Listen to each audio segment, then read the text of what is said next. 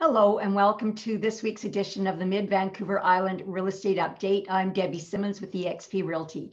This report is for the week of May 17th, covers the areas of Crofton, Chemainus, Saltaire, and Ladysmith, and covers the last 7 days of market activity.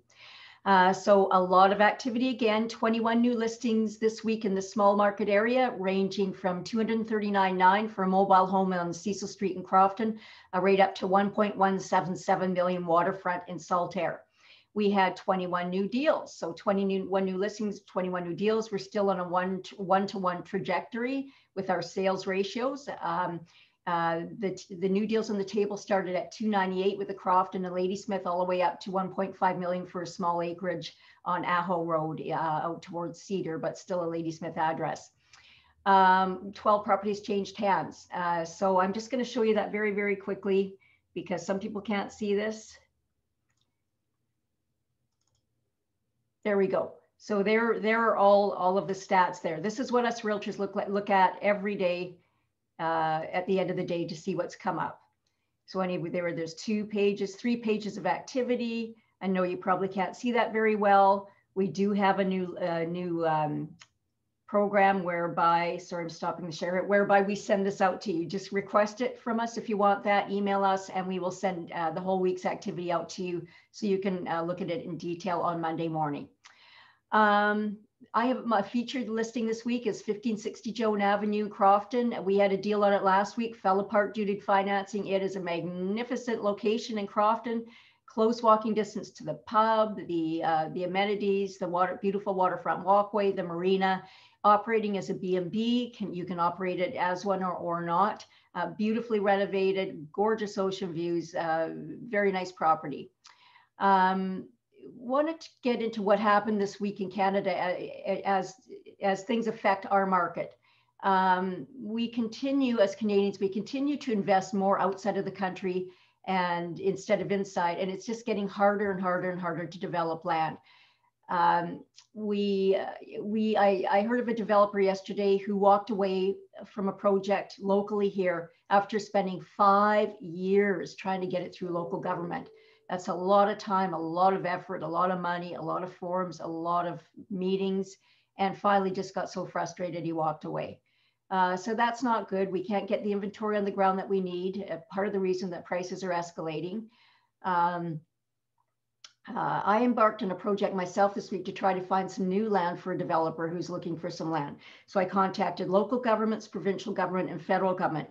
I was told at the provincial level that is extremely hard to get any land out of Crown lands, which is 94% of the province is Crown lands, to get any out for development. It is a process that goes on and on, which includes several arms of government, and it's just making it impossible for anybody to get anything done around here. So that, including the commodity prices rising and including the new building code to make net zero product is adding enormous cost to new housing, which is continuing to drag these prices up.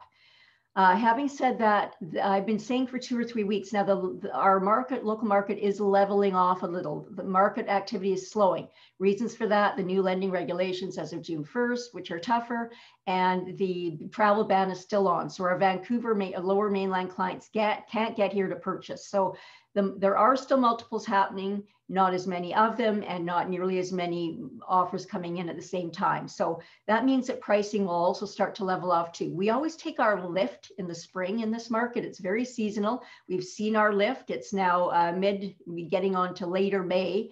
And now it's going to level off for the summer, and we're getting into more summer activity. And probably by September, we'll have more of a balanced market, which is good news for buyers. So that's the last week, what's happened in the local activity. Renewable energy, I want to get into this. Renewable energy is something that's being really, forced at us right now. However, governments are not investing so that we can extract things we need for ourselves. And that includes a lot of building materials. So building materials are still escalating like crazy. However, lumber seems to have leveled off now. It had just gone up 6 times, which is just unheard of. It's historic. And that is now seeming to be topping off here. that is about it. I'd like to talk about a local business, as I like to do. Supporting local businesses is incredibly critical after COVID is over. We need to have somewhere to shop, and go and meet friends and so on. And so this week's featured business is on Willow Street, and it is one of my favorites. It's beyond the usual, and it's owned by Chris and Judy Eistis. Chris ran for the Green Party recently in the last election. They have a really unique shop. They're very outdoorsy, so they've got outerwear, outdoor wear, active wear, footwear, hats, knapsacks, skateboards, and those types of things. They have a really good array of product in there. So please make sure the next time you're walking down Willow Street, you walk in there and see what they have to offer.